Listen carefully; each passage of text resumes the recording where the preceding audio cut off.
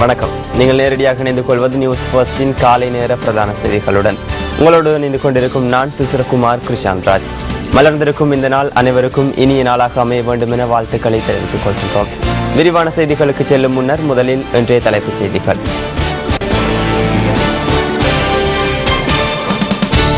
கொழும்பு நகருக்குள் காட்சிப்படுத்தப்படும் விளம்பர பதாகைகளை தமிழ் மற்றும் சிங்களம் ஆகிய 2 மொழிகளிலும் காட்சிப்படுத்துகின்றவர்களிடம் அறவிடுகின்ற கட்டணத்தை 50% குறைப்பதற்கு தீர்மானம்.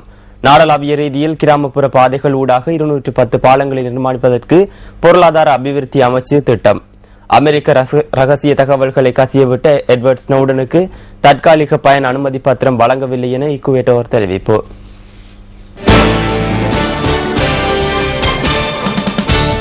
நாடளாவிய ரீதியில் கிராமப்புற பாதைகள் ஊடாக 210 பாலங்களை நிர்மாணிப்பதற்கு பொருளாதார அபிவிருத்தி அமைச்சு திட்டமிட்டுள்ளது.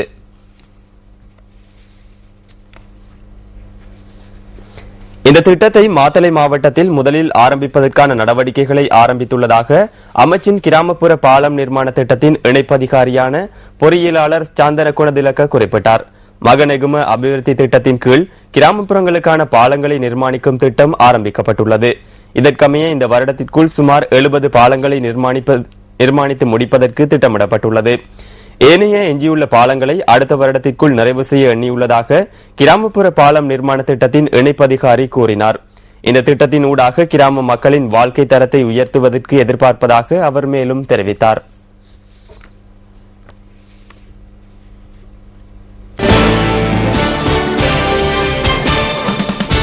கொழும்பு நகருக்குள் காட்சிப்படுத்தப்படுகின்ற விளம்பர பதாகைகளை தமிழ் மற்றும் சிங்களம் ஆகிய மொழிகளிலும் காட்சிப்படுத்துகின்றவர்களிடம் அறவிடுகின்ற கட்டணத்தை 50% குறைப்பதற்கு கொழும்பு மாநகர சபை தீர்மானித்துள்ளது.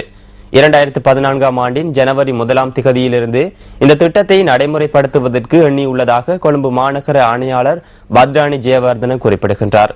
தமிழ் மற்றும் சிங்களம் ஆகிய 2 மொழி மூலமும் பேசும் சகல இனத்தவர்களும் கொழும்பில் வாழ்ந்து வருவதால் இந்த திட்டம் முன்னெடுக்கப்பட உள்ளதாக கொழும்பு மாநகர ஆணையாளர் தெரிவித்தார்.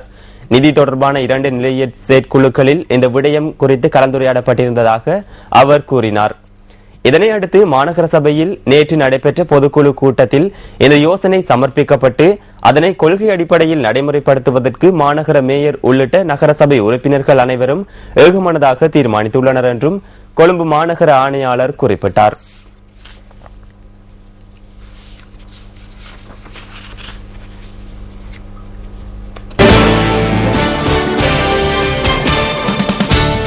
கட்பிட்டி பிரதேச சபைக்குட்பட்ட கரபை முதல் உடப்பு வரையான மணிகாரன் வீதி சேதமடைந்து காணப்படுவதனால் தாம் பெரும் சிரமங்களை எதிர்கொள்வதாக பயணிகள் தெரிவிக்கின்றனர். எனவே அதிகாரிகள் இது குறித்து அதிக கவனம் செலுத்த வேண்டும் என அவர்கள் வலியுறுத்துகின்றனர்.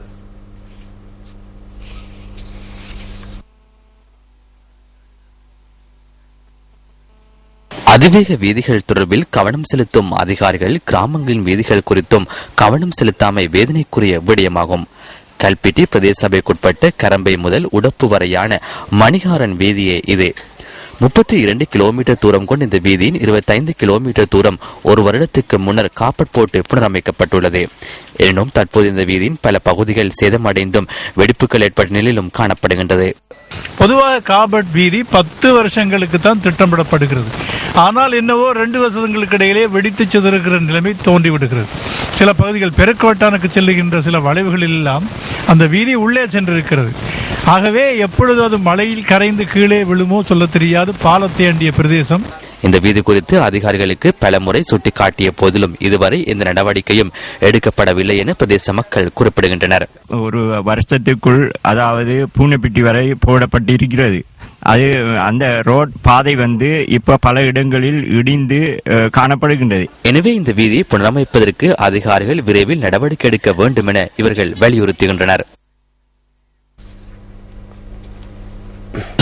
இலங்கை மத்திய வங்கி வெளியிட்டுள்ள வெளிநாட்டு நாணய மாற்று விகிதங்களை சுமந்து வரும் பிஸ் ஃபர்ஸ்ட் தொகுப்பு அடுத்து.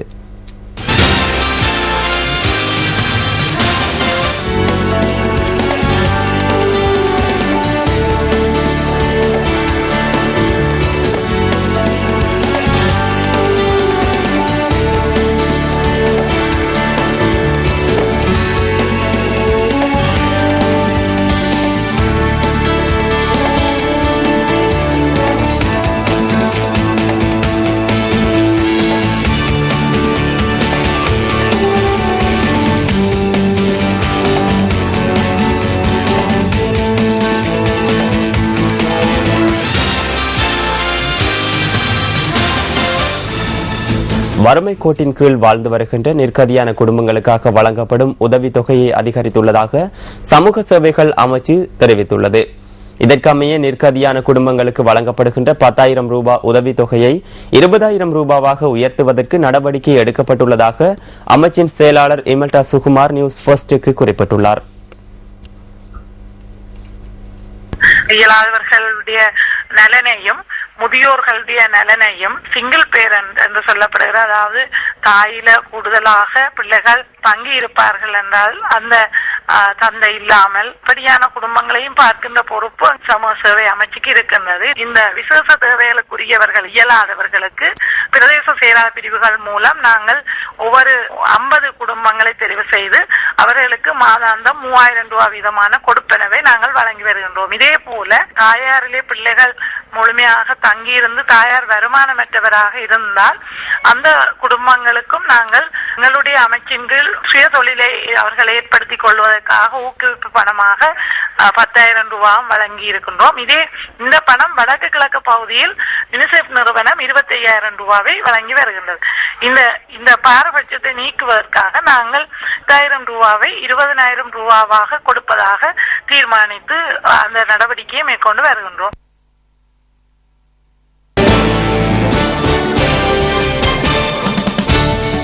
ஒவ்வொரு நாளும் சுவாரஸ்யமான தகவல்களை சுமந்து வரும் என்டர்டெயின்மெண்ட் ஃபர்ஸ்ட் தொகுப்பில் புத்தம் புதியதொரு தமிழ் திரைப்படம் தொடர்பான பார்வை என்றும் காத்திருக்கின்றது. அண்மையில் வெளிவரவுள்ள அன்னக்கொடியும் வீரனும் திரைப்படத்தின் காட்சிகள் அடுத்து.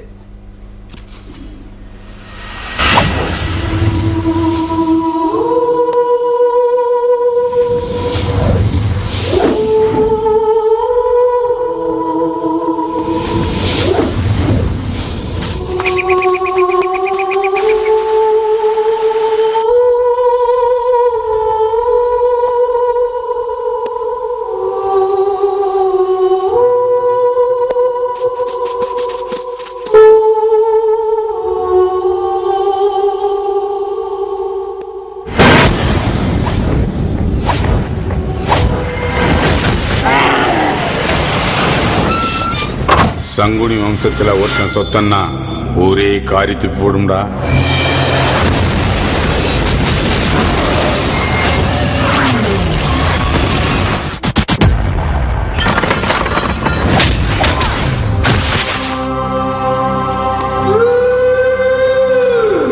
சஞ்சனக்கா சனக்குத்தான், இது கொடி வீரன் கணக்குத்தான்.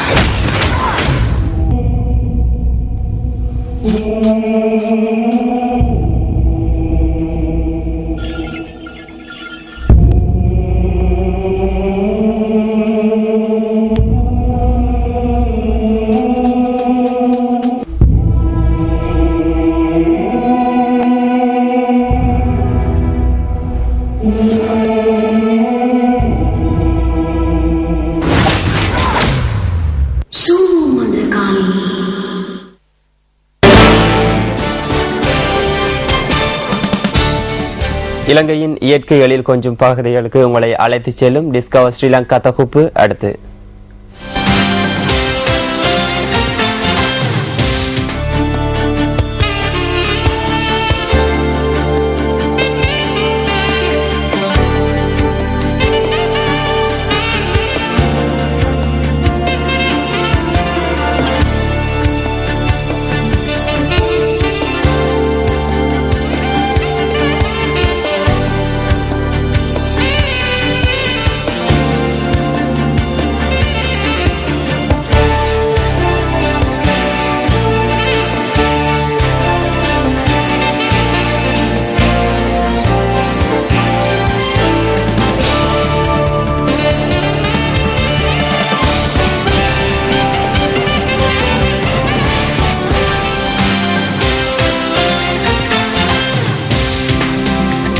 அந்த அழகிய காட்சிகளுடன் நியூஸ் ஃபர்ஸ்டின் காலை நேர பிரதான செய்திகள் நிறைவு பெறுகின்றன.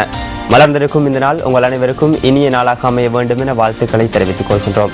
நியூஸ் ஃபர்ஸ்டின் மணித்தியால செய்திகளை 10:25 எதிர்பாருங்கள். வணக்கம்.